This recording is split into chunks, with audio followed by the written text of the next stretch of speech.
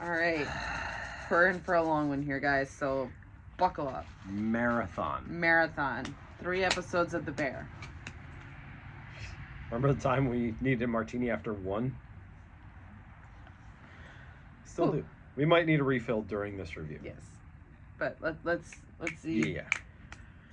All right. Episode 8, Green. Open on an especially weird opening wherein the bear is a cheesy cooking show.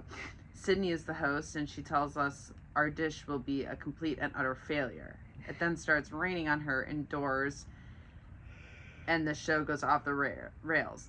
Then the rioting starts. And glitching. She doesn't break character, though.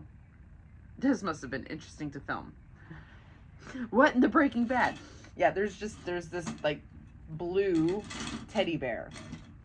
And it was I think it was the same exact bear from Breaking Bad, only blue instead of pink. I'm positive it was. And I can't convince myself it wasn't intentional. You know? Because it's such an iconic thing, and it was such a random thing, and it was very symbolic of, like, chaos and everything crashing around you. And it was just, she's looking it up, and I don't blame her. She's looking up something. I don't know what she's looking up.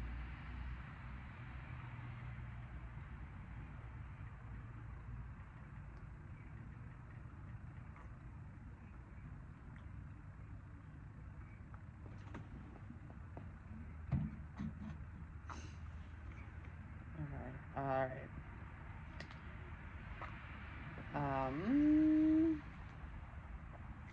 I would just Google blue teddy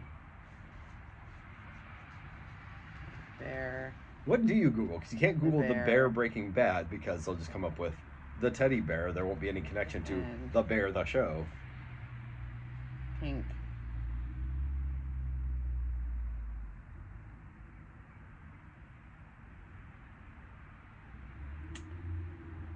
It's hard to Google because it's the bear, but I mean, it looks similar.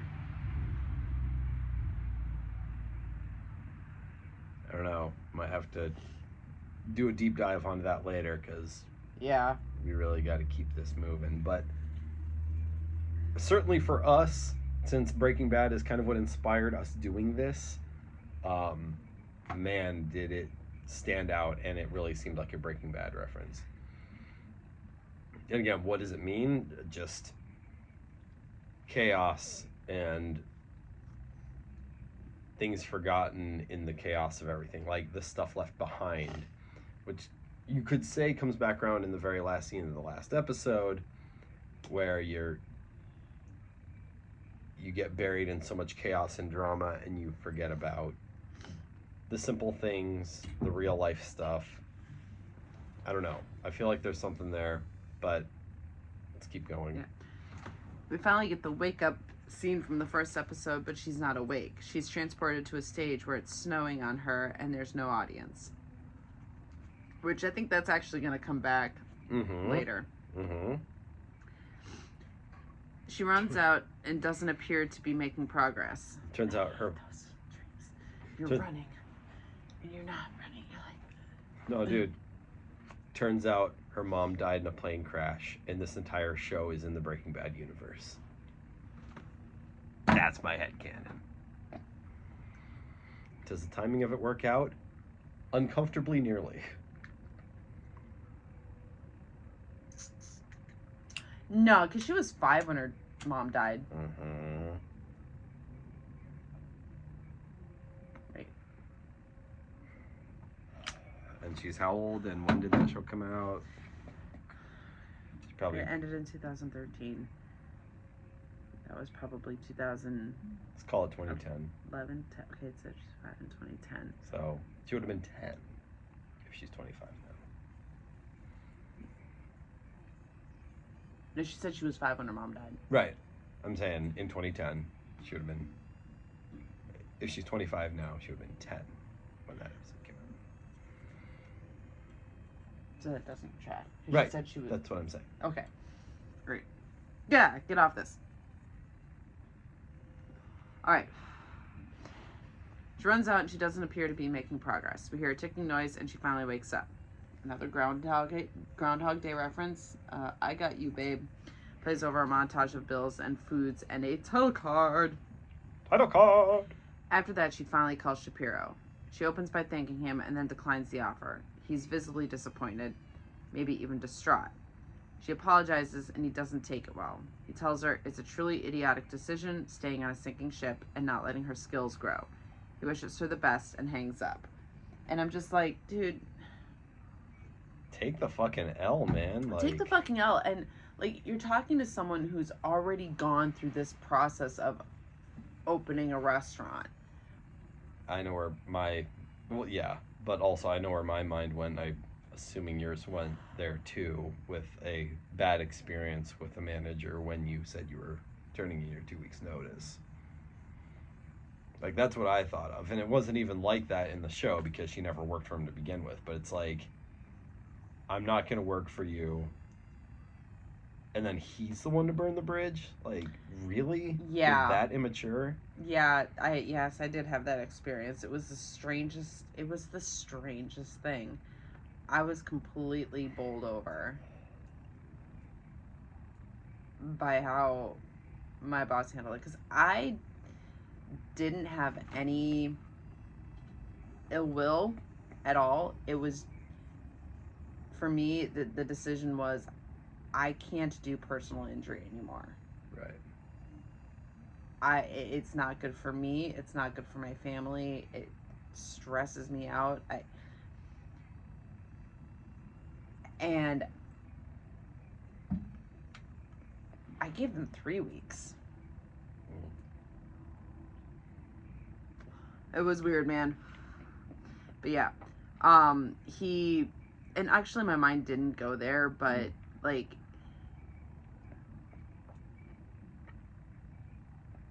yeah, well, first of all, he should have seen the writing on the wall. You know? Your boss or Shapiro? Shapiro. Okay.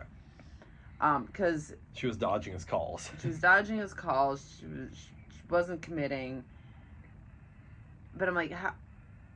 Like, she already poured her blood, sweat, and tears into opening a restaurant. And to have to go through that again. Yeah. And also, it'll come back later, but Karma was right. Like, from everything we know, Shapiro isn't as good as Carmi. No. So, yeah. Cut to Pete and Sugar having some pillow talk, but not like gross pillow talk. Like, because I usually hate pillow talk, but this is really sweet because it was husband and wife. Their canoodling is interrupted by baby crying. Yeah, it was more like husband and wife stealing a moment when they're, the baby is actually asleep. Like, but there was no sex or anything like that. Right, it was just like a husband and wife waking up in the morning and yeah. Cut to Marcus getting another text from his dad. Back to Pete and Sugar, now with baby. All is good and happy. They discuss how to maintain this calmness and agree it would be unnatural and impossible. They are interrupted by a phone call from Dee Dee. Cut then to Sydney setting a medicine schedule for her dad. He's happy and grateful. She goes to leave for work and her dad asks what's going on with her.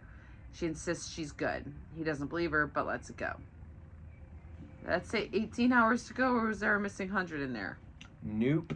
18 hours. We get some B-roll of Leah's boyfriend working on pastries. I'm just saying. There was a screenshot going around of Will Poulter, like, holding Sophia in that one scene from one of the previous episodes, and it's like, all right. Some ovaries were awoken at that screenshot.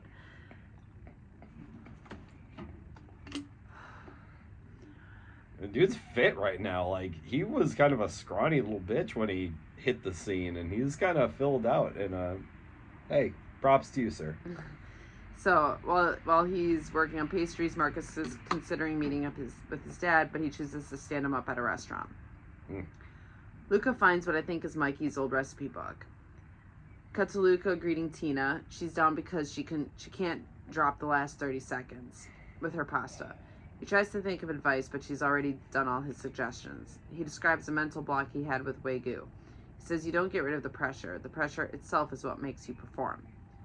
Cut to Sweeps going through some wines. He can't tell the difference between a wine from the 80s and 2000s. Less than 18 hours to go. Sydney and Richie discuss what they're going to do. They shake hands and agree to go down swinging. 10 hours to service. Yeah, they're like, this is our last day. What can we do? Just do our best. Let's do this. Sweeps tries a blind taste test with Tweedledee and Tweedledum. He seems to be doing well with the ingredients, but he can't nail the year. It's not Skittles. They keep going, smells like Skittles. I made a good teeny. Well done. Thank you. Cut then to Richie and Carmi getting ready in the kitchen. Carmi gives Sydney a little advice on her meat. Richie complains to Jess about the line suppliers. She sees a picture of Mikey and asks who it is. Richie says it was his best friend. She fixes his tie and apologizes about his friend. Cut to Carmen, Sydney, and Sugar asks him about a photo book their mom is obsessing over. She asks him to get it, and Sydney offers to cover for him while he does. Thank you, chef. He's really annoyed at Sydney for like cover. He's like, I really have a lot to do here. He's like, no, it's okay. Go to your mom's. It's like, thank you, chef. Richie and Jess fold napkins together. Relationship building stuff. Marcus tells Luca about his dad. Luca reassures him that it wasn't fucked up, that he stood him up. Richie tells Jess his first job was here. Not here the bear, here the beef. He had nowhere else to go. Then Marcus asks Luca about his sister. He says he might see her more if they hire him. Richie, He's still kind of an intern sort of situation. Richie gives Jess the history of the beef. Marcus has a special half pastry set aside, which he offers to Luca. Oh, no. What have you done? Sorry, keep going. I'm just going to tell Bradley to go to bed. Okay. I don't have to. She's turning the TV off. Good for her. Sweeps lists some fancy wine pairings for the dish of the day. Cuts a Carmi sitting in his van outside his house. All men do it. Yeah. That's okay, hon. You turned it off before I had to tell you. Good job. Love you. Good night.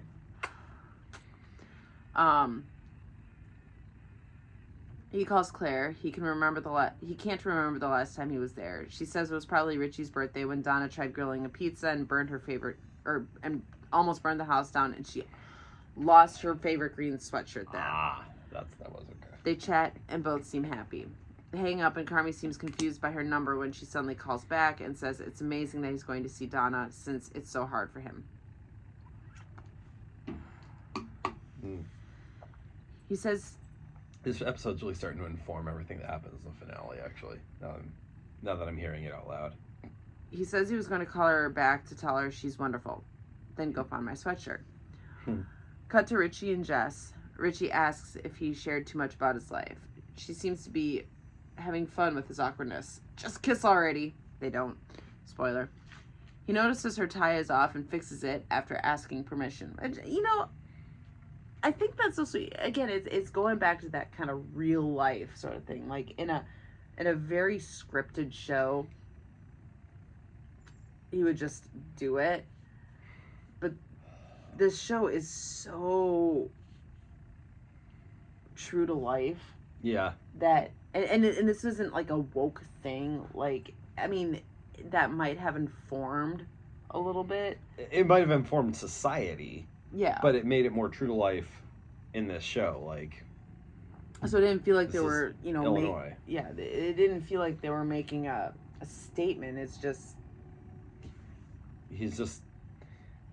he's probably the most rough around the edges character in the show, and so he's trying to be this more personable guy, and he's like working the front of the house, which is, the very interacting with the customers sort of thing, trying to be professional. So he's very awkward, but he's in a polite way. When the show started, like, I wasn't sure what to think of him. Because like you said, he was rough. He was so rough. But he's become like my favorite character. Kinda me too. Like, part of the reason why I kind of want to see aside from the actual good review of Fantastic Four, it's like he's in it. Now, again, we're not going to see him, but I mean, he's in it as himself, at least somewhat, I think.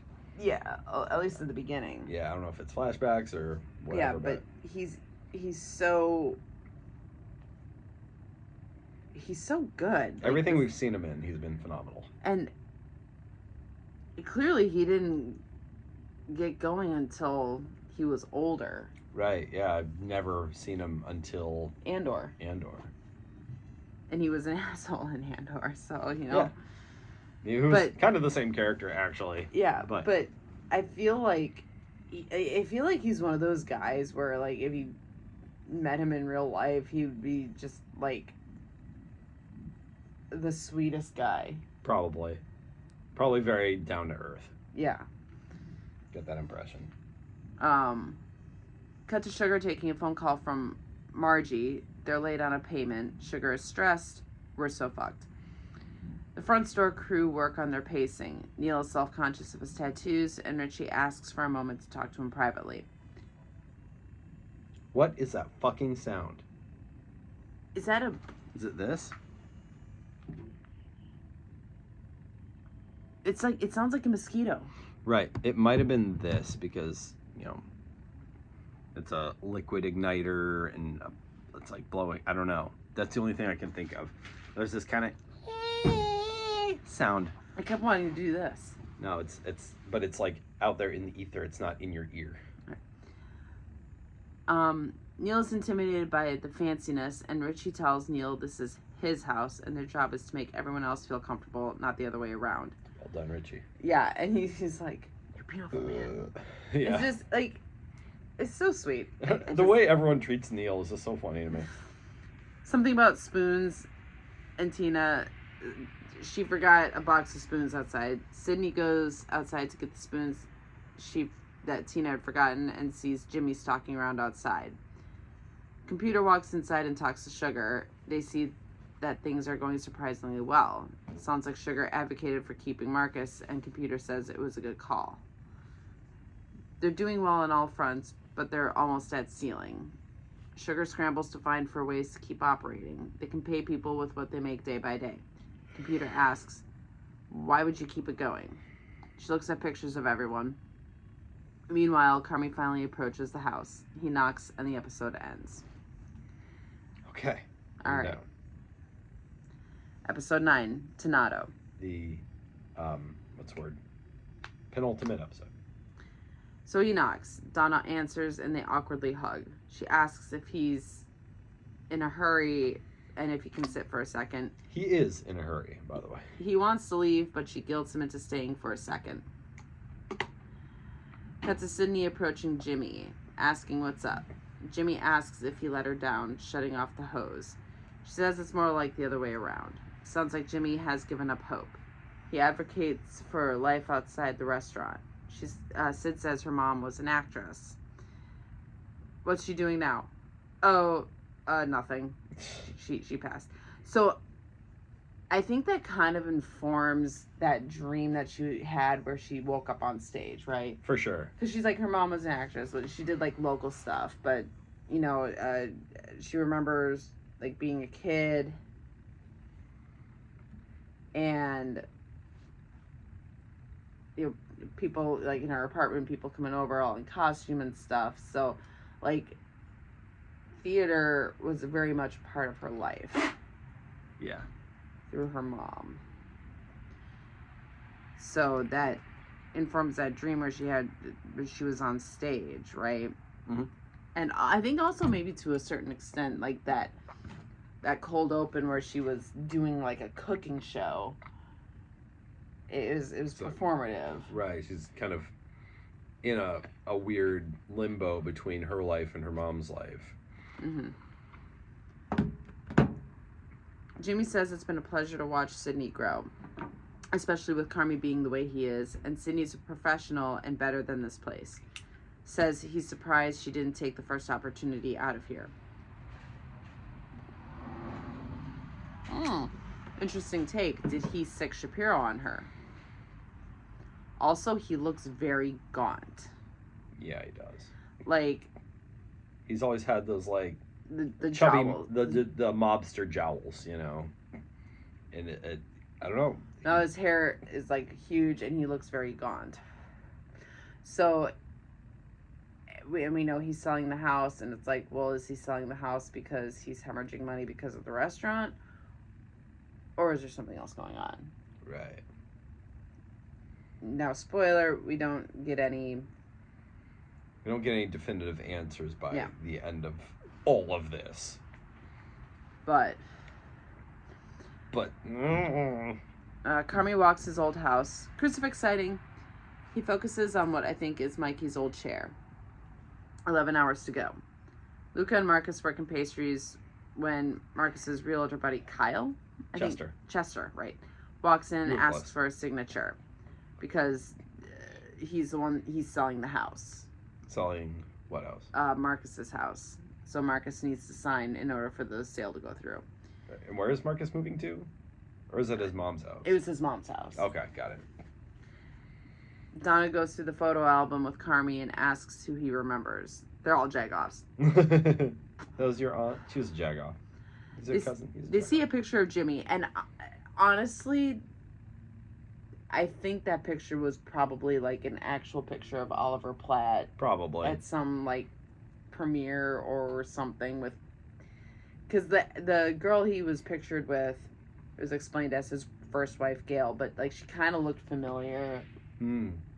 Like, so maybe she's an actress that he was with or something. Donna mentions she's helping him sell his house. Unknown reasons. Uh-oh. Donna describes a weird white sauce mixed with fish. Carmi identifies it as Tonnato. Roll credits. And what is with Donna and, like, fish-related things? I don't know. There's the whole Feast of the Seven Fishes, obviously. Right. And she's like, this sauce, it doesn't sound like it should work, but it was a white sauce. It was like mayonnaise and fish. Yeah. And he immediately goes, yeah, Tonnato, which I kind of need to look up now. I mean, tartar sauce goes with fish, so there's that connection.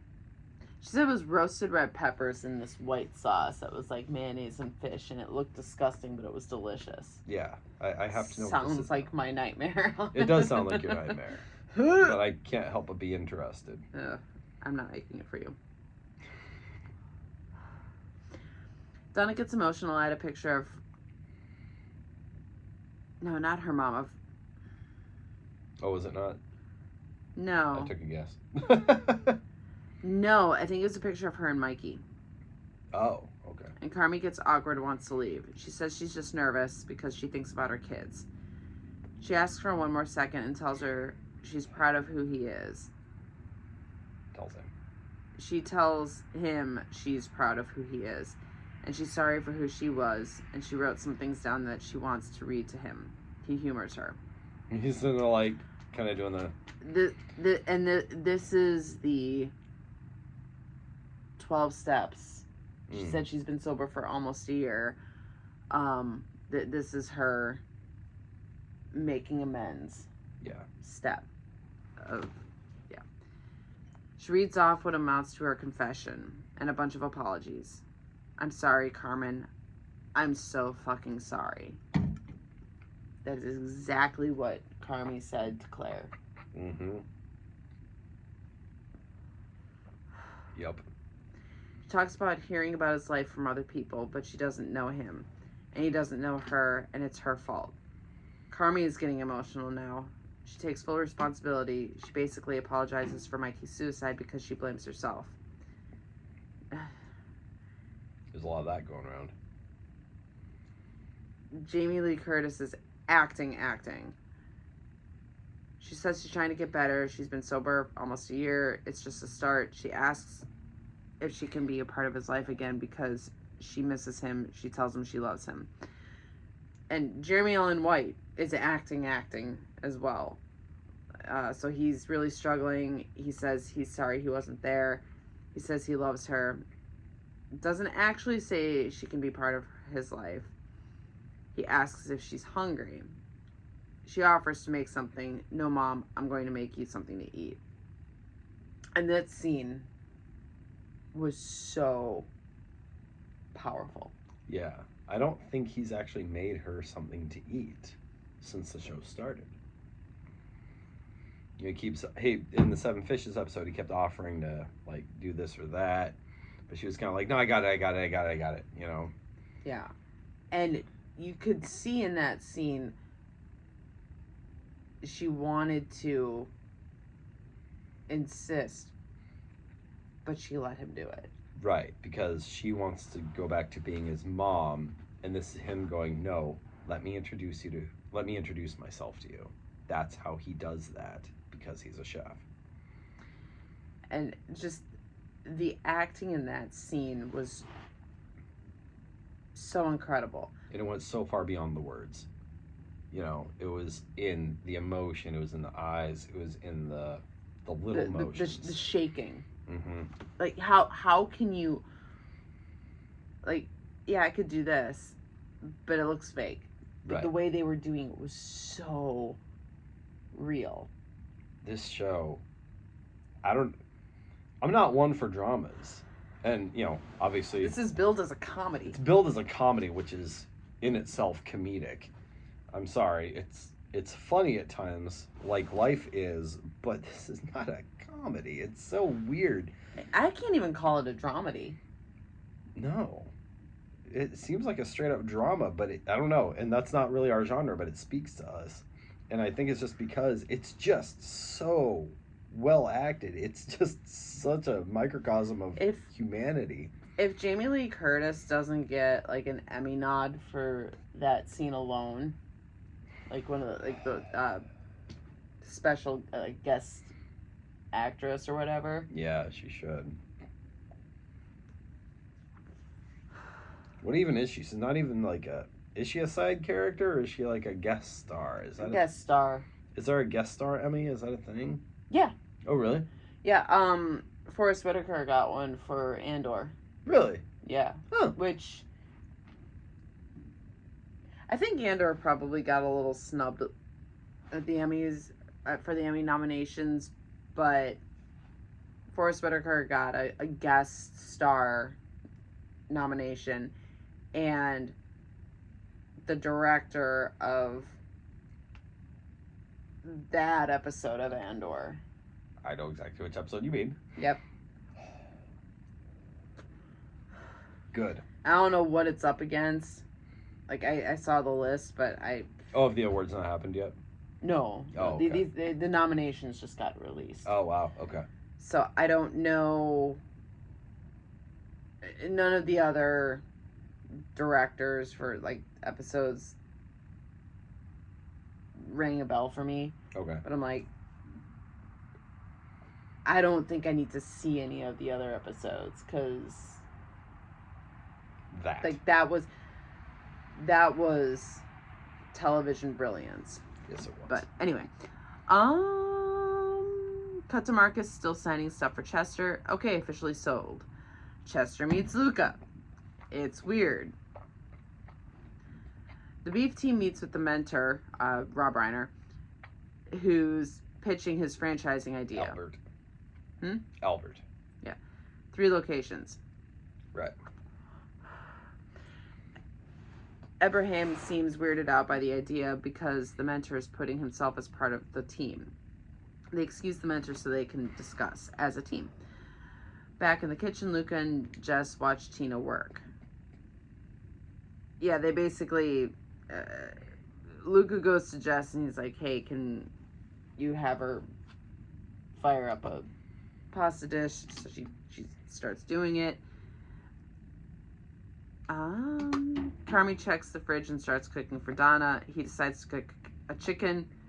Lol, she tells him to rinse it, which has recently been completely debunked. Like, no, don't rinse your chicken. Debunked? I mean, it was never even a thing. It was this no. It was actually a thing. Like, people were, like, I recently saw an article. It's like, this is why you shouldn't rinse your chicken. No, I mean, I know it was, like, in the last year, maybe 2, like, there's been all these videos of people who are like, oh yeah, wash your chicken. They're like washing it with fucking soap and rinsing it. It's like, where did all this come from? Are you people insane? Like, this has never been a thing. Yeah. So she's like, you gotta rinse it. And he's like, what? She's like, yeah, you gotta get all the salmonella off. He's like, you're just gonna get salmonella all over your sink. Right. The only way to get rid of salmonella is to cook it. So yeah. That was funny.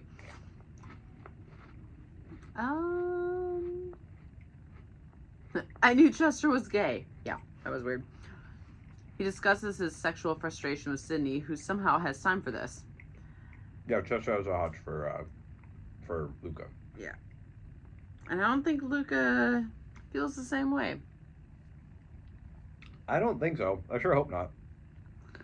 I haven't actually seen him with like a girlfriend, but it seemed like there was flirting. That's all I'm saying. Only on Chester's part. No, I mean like Luca seems to have been flirting with girls. Oh, yeah. Like with Sydney, I think. Mm-hmm. Yeah, the whole like that party they went to last season or whatever. Yeah, okay, yeah. Abraham tells the mentor the team is interested, but they have to discuss with Carmi. Tina realizes she dished in 2 minutes and 59 seconds. Hell yeah, T. Nice. Carmi putters around the house while the kitchen cooks, I assume. Leah says he needs a haircut so she can see his beautiful, beautiful eyes. He's got beautiful eyes. He's like Blaze.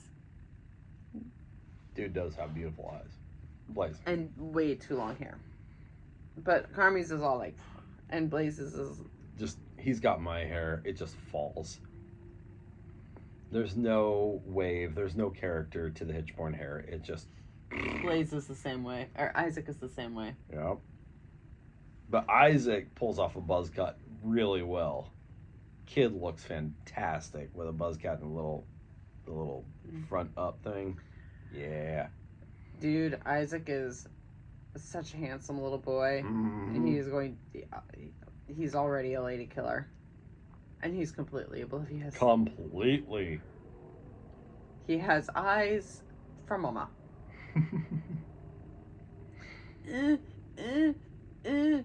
Mommy, stay. I want to cuddle with you. Oh, he was asking me for cuddles all evening. Can you just cuddle me? He's such an affectionate little boy. Seriously, I feel like he's going to be a priest. I do. Anyway. I assume this is his old bedroom. He finds Claire's sweatshirt in the closet. Hey! Meanwhile... We never got a resolution to that. Okay. Meanwhile, Albert meets Computer. He learns Computer is the one that helped Abraham perfect his beef window. Carmi serves Donna lunch, actually. Looks beautiful. Speaking of beautiful, Luca and Marcus perfect their dish. Yeah, that was actually a nice transition, because Donna says, it's beautiful. And then we go right to Marcus and Luca, and Luca's like... Marcus gives Luca the dessert, whatever it is, and Luca's like, it's beautiful. So it was a really nice little transition there.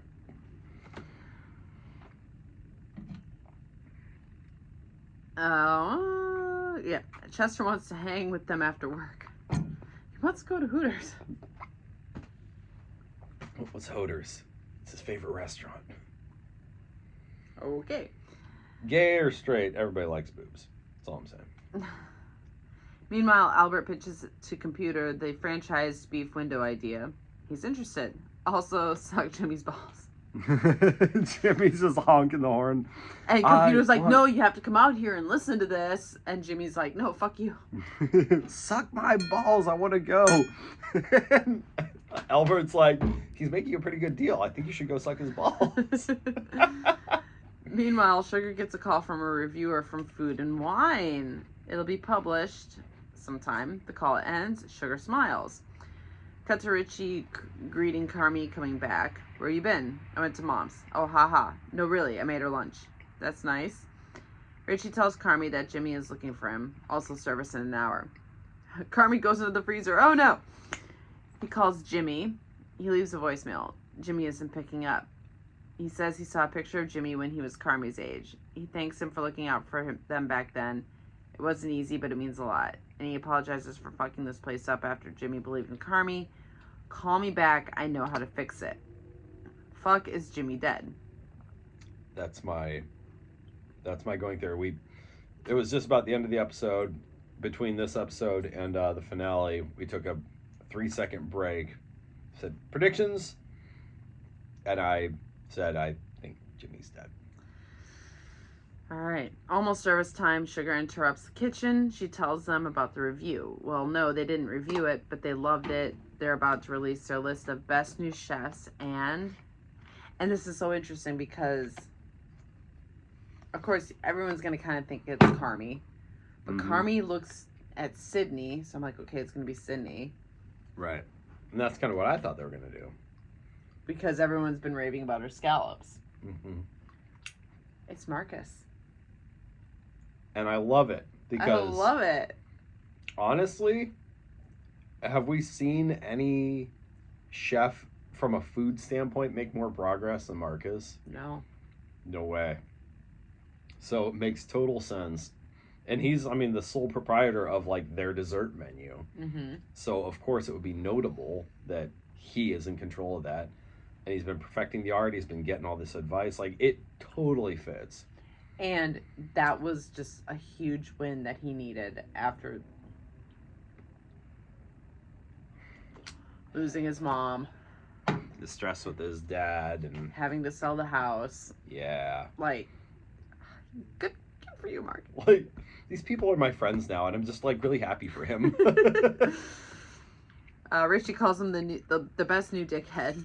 8.5 hours. He's he joyfully flips off Richie. I'm yay, character moments. Love it. What'd you say? How much time? 8.5 hours to go. Richie asks his underling if they're dead. Just focus on tonight. Every night's a Super Bowl. Let's go win this thing. Marcus texts his dad. Pete calls Sydney asking if she's had a chance to go over the new agreement. No, didn't understand it. Pete says... Marcus texts the list to his dad. The fact that he was this chef. Pete says Carmi had made him Carmi had him make a change to the agreement. That's kind of weird. It doesn't include Carmi. One side Jimmy, one side just Sydney and Nat. What the fuck?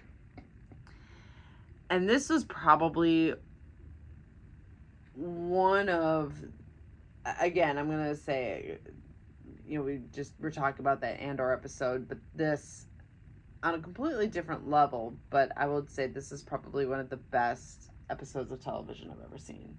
Really? Goodbye. Okay. It was so focused. Yeah. Hyper-focused. Hyper-focused, so well acted. 3 people. 4 towards the end, but... Was it just the 3 of them the entire time? Almost. Oh my gosh. Until the 4th one showed up at the very end. I didn't realize the episode didn't... That's how good it was. It didn't even occur to me that the entire episode was just that. Yeah. Holy shit. Yeah. Oh my gosh, that's phenomenal. And again, you can tell that they weren't... Their script was probably vague. Probably. None of what they said was actually scripted. You can tell. Because how do you script that? How do you script that? Yeah. You can't script those shouting over each other moments. You can't. It was all genuine. And that is why the acting is so good in this show. It was... Here's what you're struggling with. Here's the facts. This is your emotion. This is your... this is a situation. Go. Roll film. I need some behind the scenes on this show, seriously, because if I don't see that, I'm going to be convinced that these are real people working in Chicago. And I really need Critical Drinker to get Yes, please. going on this. Yes, please. All right, episode 10. Goodbye. Final episode of the season. Open on Sydney with her head against the wall. Carmi checks if she's good. Yeah, just smoking. You don't smoke. I don't know, man. Just getting some air. Carmi says she didn't talk to him all service. She says she was just focused. He says he doesn't like how this feels. Well, neither do I. She tells him she talked to Pete. Yeah, I wanted to talk to you about that. She asks if he's quitting and then talks over him. He asks for a second to explain. We don't get to see the explanation, but he says it's what's best for the restaurant. They argue. He thought she'd be psyched.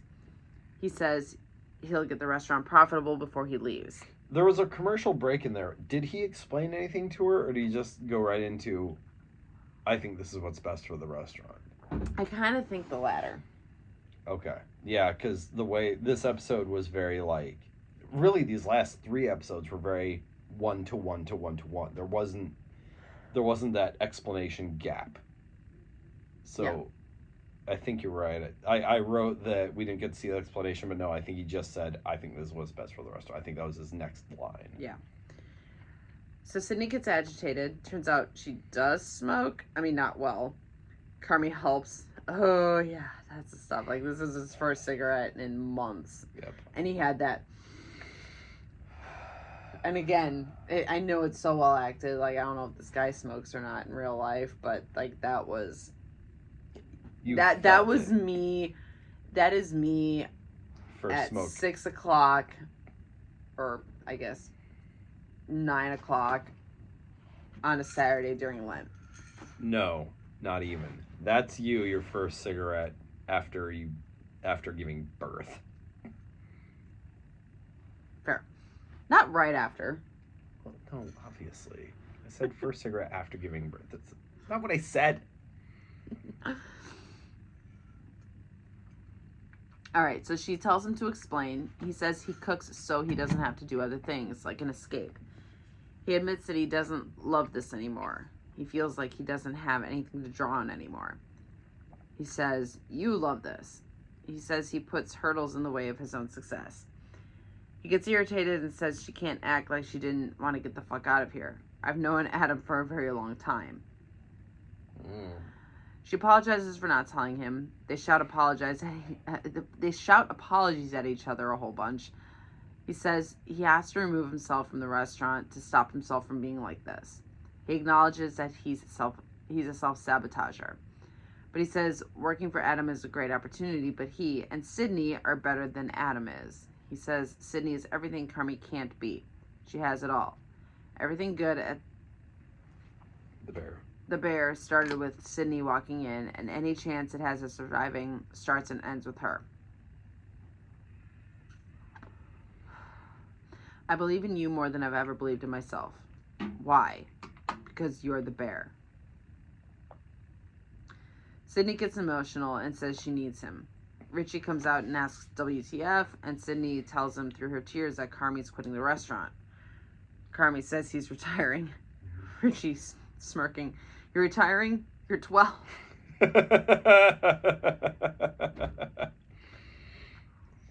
Richie. And this is some great acting on his part, too. Yes. Oh my gosh, this. Carmi says he's done with restaurants. Are you on drugs right now? Richie sarcastically says, fine, just leave. He says it's Class C Carmi just escaping. Carmi apologizes to Richie. Richie says, go fuck yourself. He goes to go inside, and Carmi stops him by telling him he went to Mikey's funeral. That stops the shouting. Richie gets very intense, and Sydney tries to either leave or stop the fight. Yeah, like, they go forehead to forehead. And it's like, are you going to hug or choke each other out? Right. It's that kind of mobster, I love you, man. Yeah, like, about to give him the kiss of death or something. Like, they're forehead to forehead, and Carmi grabs him by the back of the neck. He's like, if you're fucking with me, I'm going to wreck your shit right now. Like, are you being serious right now? Richie. Yeah, well, Carmi. grabs the back of Richie's neck. And Richie is saying, "Are you fucking with me? Are you serious right now?" So this means a lot to him. Yeah, so they take a breath. You went to the funeral? What was I wearing? Carmi says he was only there for a second, then he left and sat in his car. Why? Because I couldn't handle it. Well, yeah, no shit. None of us could, is Richie's response. Carmi says he was just so messed up when he came back, but he never thought about how sorry he was, because he never realized how Richie lost somebody too. That's fair. Unsaid, Donna is what made him realize this. Yeah, because when Donna's talking about, like, everybody that she broke through her own actions. She kept bringing up Richie. Yes. Like, as if he was one of her own children. Like, every time she lists Carmi, Mikey, Natalie, Richie, it's always the four of them. And I think that really spoke to Carmi. Yeah. Richie calms down. I felt like you resented me. I did. Why? Carmi says because Richie had become a part of the family. He got to know Mikey better than Carmi did. Richie, so we've got kind of a biblical reference, the prodigal son kind of a situation going on here. Yeah.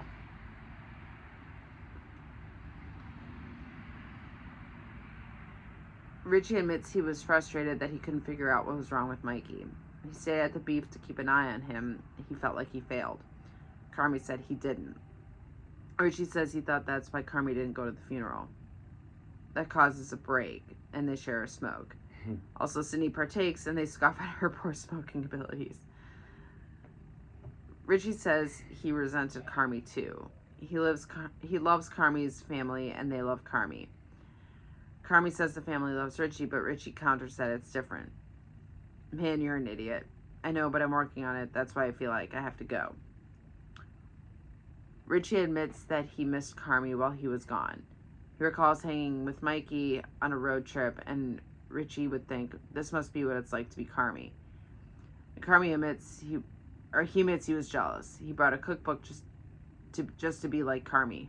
French laundry. I was like, man, should have been the Betty Crocker cookbook. Yeah. That would have been funnier. Long shot of Sydney watching the conversation. Richie asks Carmi if he thinks it's wrong to walk away from all this. Carmi says he doesn't know what he's like outside the kitchen, but the kitchen will be fine without him. Richie says, I know. Sydney speaks up. How do you know? She demands updated, and then Richie's like, because you're here. To Sydney. Yeah. And like, unless you're fucking leaving too. And Sydney's like, all right, I'll stay. On one condition. Updated agreement terms. Jimmy on one side, her, Nat, and Richie on the other one. Carmi agrees. Richie says it feels like a gesture, but Sydney and Carmi says it's no gesture, it's real. Fine. As my first question as partner, how the fuck do we keep this place open? And Richie, to his credit, is actually quite overwhelmed by this. Mm-hmm. Okay. He wasn't going to take it because he's like, oh, no, you're just, it's a gesture, whatever. And Sydney says, we don't have time for gestures. Yeah. So, as my first question as partner, how the fuck do we keep this place open? Carmi says they'll figure it out. Sugar walks out and asks WTF. Sydney fills her in. Richie tells her Carmi went to Mike's funeral. Carmi nods, and Sugar hugs him. And I feel so bad for Abby Elliott here because it was a very emotional moment. She gives him this big hug, and she's clearly trying to cry, but there were no tears. Okay. Just as an observation. Fair enough. Abby Elliott is a very good actress. She does crazy really well. As we've seen. Yes. 1:11 a.m. Restaurant is empty. And the clock reaches 0. Fuck you, show. We did it. We stretched it out. The 3 episodes, 1 martini. Booyah. We did not only have 1 drink during the 3 episodes. No, we brought our beers into it. Yep. Which is fine. So, is Carmi really leaving? And if he is, will they stretch out 1 season and make the final season? I don't know. But the reasoning for him leaving is very good. Because he realized that as long as he was a partner in it. Okay, here's what I think. He thinks he has to leave completely. But he made the first step by ensuring that he wasn't a partner in it, so he could take a step back. Right. Which we saw throughout the season. I don't think he's gonna leave, though. He says, like, oh, I'm retiring, whatever. Like, I think he's gonna take on this role of founding member, head chef. He's gonna find his passion for it again. But he's not gonna be so intensely invested in how it does because he's not going to be a named partner. He just has to take your dad's path. Yeah. That's what he has to do. Like, honestly, he has to remove himself from all the management, keep himself as an advisory role. Work with prep.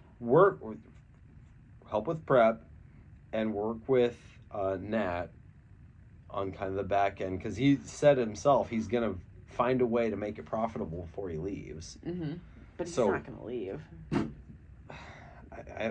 He's going to find his passion for it, but he's going to find it in a way that isn't going to drive him up the fucking wall. Yeah. Which is what my dad found. Exactly. I was going to say he could, go into menu prepping, but no, that's definitely not. He needs to let his chefs find the food that they're passionate about and let that drive the menu. Mm-hmm. So he can't be dictating that.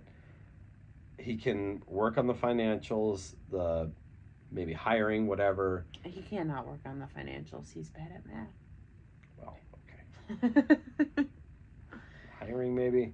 I don't know. He'll stay on to make it work. And even if he does leave, he'll be very involved for the entire next season, I feel like. Yeah.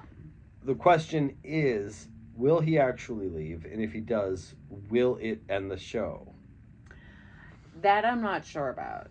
I believe there is at least 1 more season. I don't know if they have any plans for anything beyond that. But I wouldn't hate if there's just 1 more season, because I hate it when shows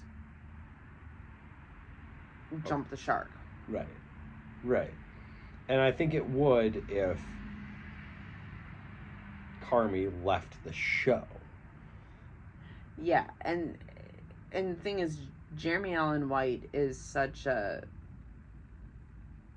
For as much background as he's been lately, he is a pivotal part of it. Like, you've seen everything mostly from his perspective. Uh-huh. Now, so I think... I don't think he's gonna leave completely. I think you're onto something with, bringing my dad's experience into this. I think he's gonna find his passion for it I started this. I'm kind of in control of it, but I'm not. So there isn't that pressure of being under somebody else's thumb. Yeah. But there also isn't that pressure of having to be the thumb. Right. He's got to find himself. He's clearly never been happy since the show started. And I think he's going to find that perfect balance and decide to stay. Just not as a partner. Sure. I think you might be onto something with Jimmy. I think so. There's a lot of little droplets of clues. Mm-hmm. And you started it by pointing out he looks really gaunt. And I had noticed it, but I didn't think it was noteworthy. Well, and my thought was like, oh, it's just stress. But selling the house, looking gaunt, and, you know, with his conversation with Sydney and his whole, like, I'm sorry for pulling the plug, and then you're not answering your phone, and there was apologies, and there was a lot there. And then, you know, the last time we see him, or in the last episode we see him with Carmi saying thank you for everything you did for our family. Like, there is so much stuff there that in a show like this seems to lead to a character death. Yeah. And we haven't seen him since. Yeah. But this episode, this last episode was all just the three people. One scene, and then Sugar showing up at the very end. That's phenomenal. I love that. That's so Yeah. good. And the fact that I didn't even realize it is a testament to how well done it was. Also, the fact that we watched 3 episodes in a row, so, you know, my brain was like, Yeah. But all right, let's end this before we get to an hour, huh? Yeah. Hey, we kept it under an hour. We kept it in under an hour. But yeah, let's end it. Till the next season, I guess. Yeah. See you in June.